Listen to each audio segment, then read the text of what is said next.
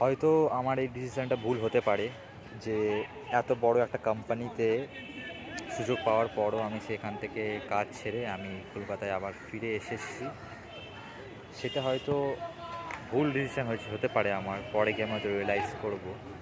কিন্তু কিছু সমস্যার জন্য আমি ওই কোম্পানিটা থেকে কাজ ছাড়তে বাধ্য হলাম। সেটা হচ্ছে যে প্রথমত হচ্ছে যে 16 থেকে 18 ঘন্টা কাজ হতো, উইকে কোনো ছুটি থাকতো না। যার জন্য আমি আমার কাপড় ধোয়া থেকে শুরু করে কোনো কাজই ঠিক মতন করে করতে পারতাম না, ঠিক আছে? আর সকাল 7টা থেকে সময় যেতাম ক্যাবে করে কোম্পানিতে, আর সকাল থেকে সেই রাতে 9টা 10টা কখনো 11টা বেজে যায়।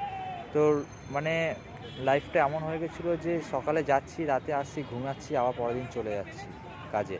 আর উইকে যেহেতু ছুটি নেই, সানডেও আবার কাজ।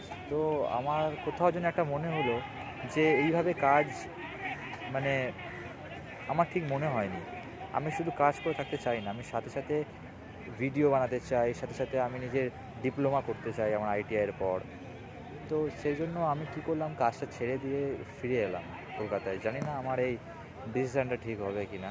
তোমরা যদি আমার জায়গায় থাকতে কী করতে আমাকে জানাও।